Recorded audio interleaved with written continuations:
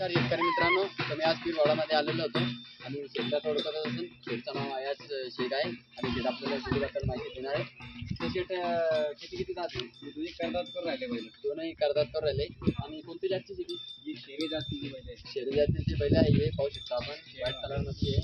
आणि शेत कोणत्या कामाला चालू आहे? शेतीच्या सगळ्या कामात टोटल कामाला चालू आहे. शेतीच्या सगळ्या कामाला चालू आहे. बळीरामला सगळ्या कामाला चालू आहे.